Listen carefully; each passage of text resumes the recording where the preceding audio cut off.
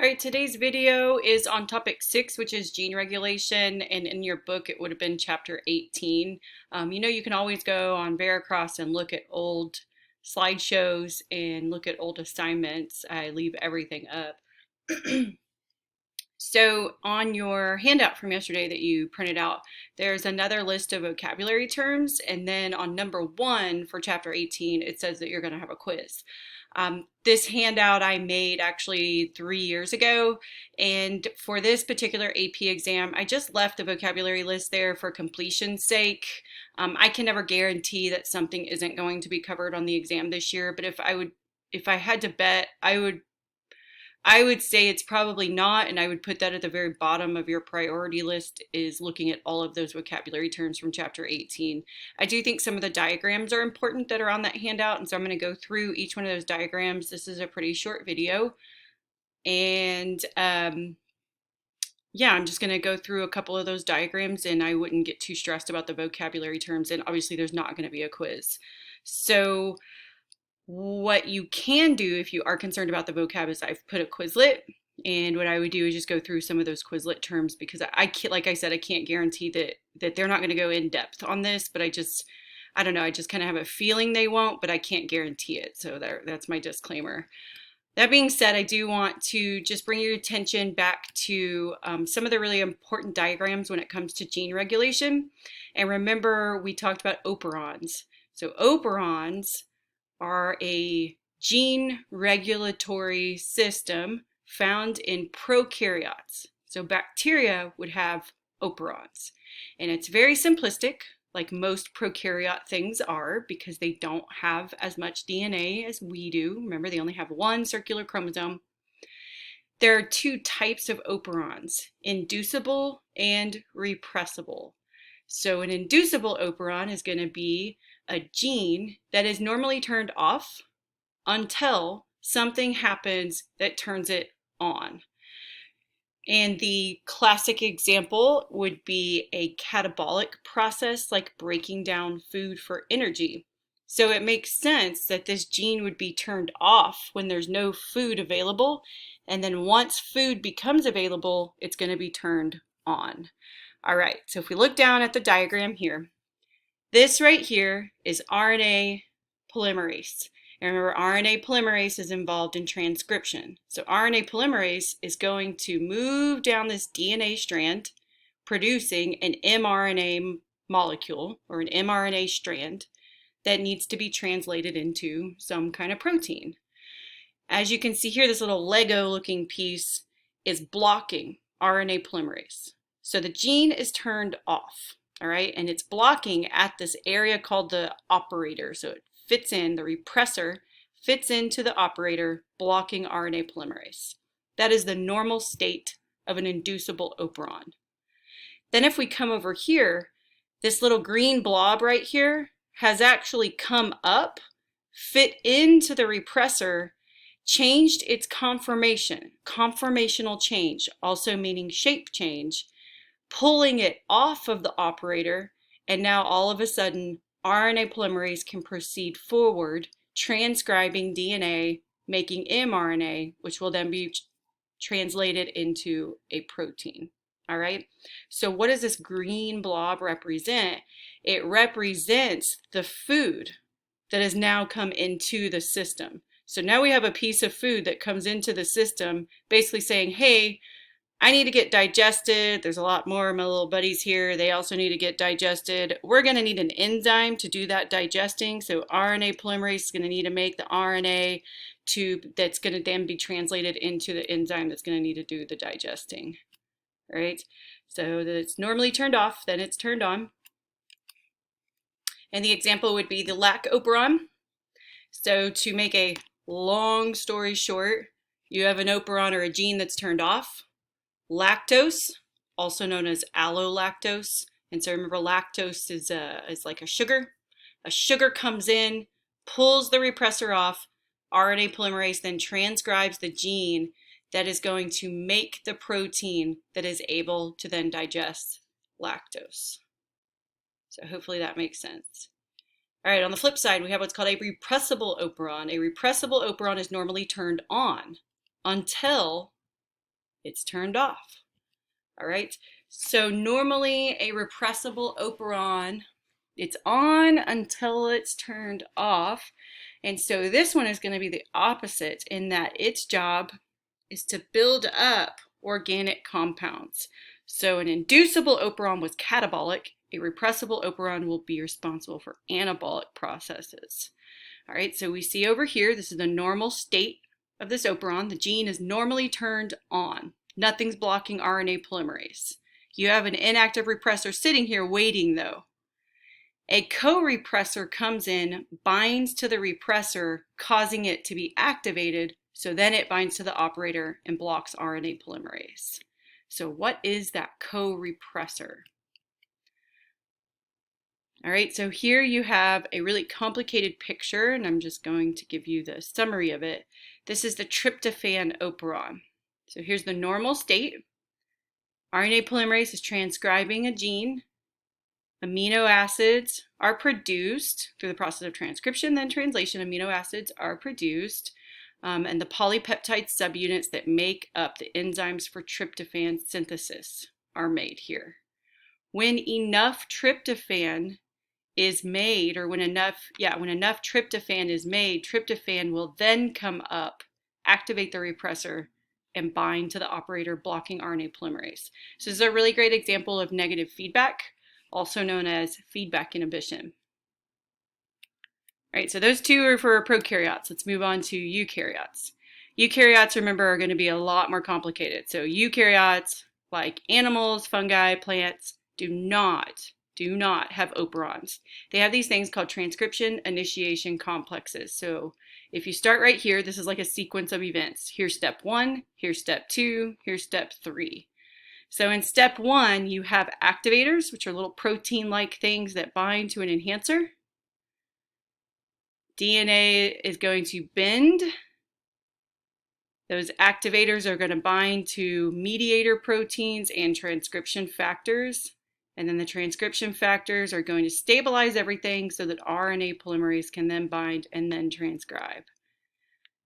So how are genes regulated using this process? So if you guys can remember, I had said, how come you don't produce digestive enzymes in your eyeballs and you produce it in your stomach? Well, the reason is because your eyeballs have certain activators and your stomach has certain activators. And depending on the activators that are present, certain genes are going to be transcribed. So here we have the liver. In the liver, there's certain activators where a protein called albumin gets made. All right. In the liver, there are no activators for a protein called crystallin. So albumin is a protein that is active in the liver. Crystallin is a protein that's usually active in the eyeball. There's no crystallin that's made in the liver because there's no activators present. All right.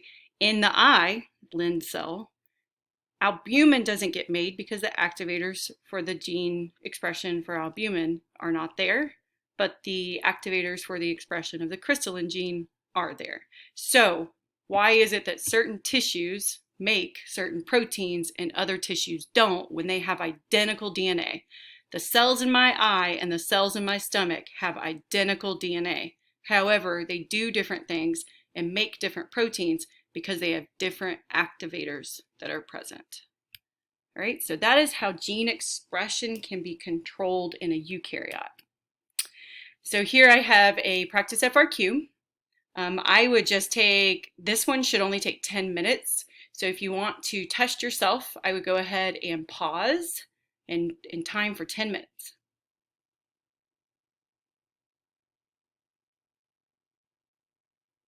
Okay, so now I'm back.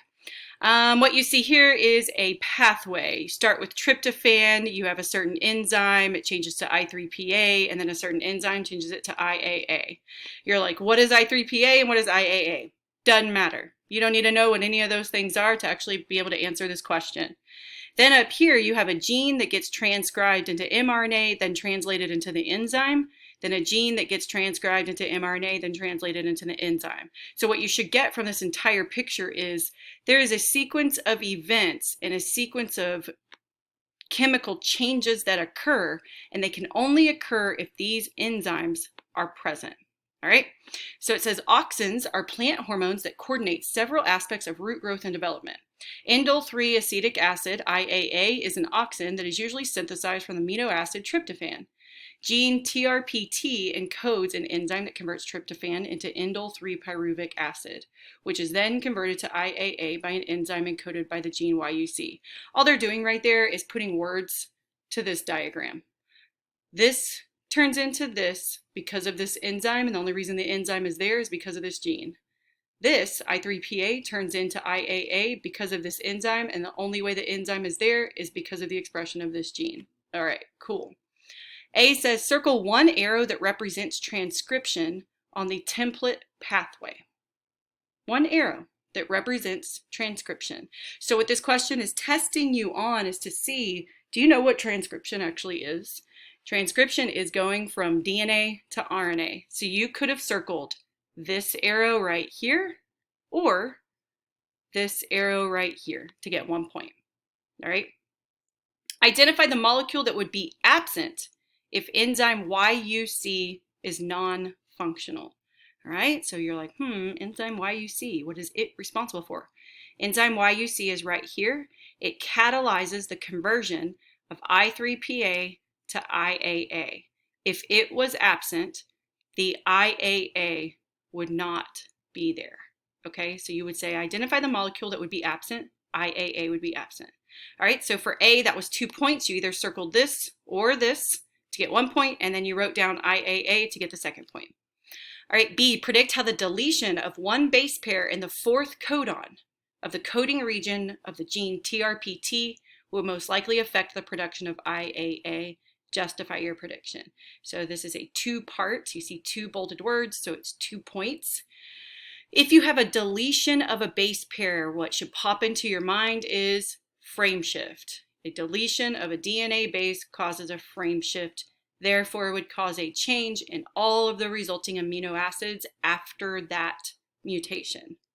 So if you have a frame shift, you would end up with different amino acids, which would cause a malfunctioning or dysfunctioning enzyme. So on this one, and let me just kind of go to the thing here, predict how the deletion. So you would have a reduction in IAA or no production in IAA. So if you have a mutation in this gene, this enzyme is defective, you would end up with no functioning or no production of IAA. All right, because it's specifically asking for IAA, because if you can't go here, then you definitely can't go over here. So if it was asking for this one, you would say it was you would have a reduction in that, but it's not. It's asking for IAA. What would happen to IAA? You would have a reduction in IAA if this gene was mutated, because you would not be able to get from point 1 or point A to point B. So then you definitely wouldn't be able to get to point C. Hopefully that made sense what I just said. Justify your prediction. Well, I just did it. So you would say reduction in IAA because if this gene is mutated, this enzyme is non-functional, you could not convert tryptophan to I3PA and could therefore not go from I3PA to IAA. So that would get you 2 points. All right? And then C says, explain one feedback mechanism by which a cell could prevent production of too much IAA without limiting I3PA production. So how can you control the amount of this without affecting the amount of this? It would have to be somewhere in here. This is the only spot available for you to answer this question, would be in here. Because they're asking, how can I reduce this, IAA, without reducing this? I would have to do something, or the cell would have to do something to limit this pathway right here. So what could you do? Negative feedback, feedback inhibition, increasing the amounts of IAA inhibits the pathway. All right, so what you could have is a feedback inhibition where this right here comes back up, binds to the enzyme allosterically, changes its shape so that it can't make any more IAA. We've seen that before, that negative feedback. And then the other one is production of the YUC enzyme is inhibited, or the YUC enzyme activity is inhibited. Yep. So basically the answer to what I would put on this one is the activity of the enzyme YUC is inhibited, either allosterically, by competitive inhibition, by non-competitive inhibition, somehow, some way, YUC is inhibited. I believe that you could also go up here and you could put the mRNA that results from gene YUC gets degraded before it can be translated. That is actually an option. We've talked about those microRNAs that can come in and chop up mRNAs that are no longer needed. And then some kind of inhibitor could inhibit the actual transcription of the gene. I would have taken that answer too. So that would have been 1 point. All right. And then in case you are wanting to just look back at those answers, you can pause right here to look back at those answers. I would, for those of you that are just really shooting for a 4 or a 5, I would definitely go through the Quizlet that I put on today's email. And that is all I have for you today. Tomorrow, which will be Thursday, look for your mandatory FRQ. It will have something to do with replication, transcription, translation, and most likely it'll tie it all together to cover gene regulation. All right, I will talk to you guys later.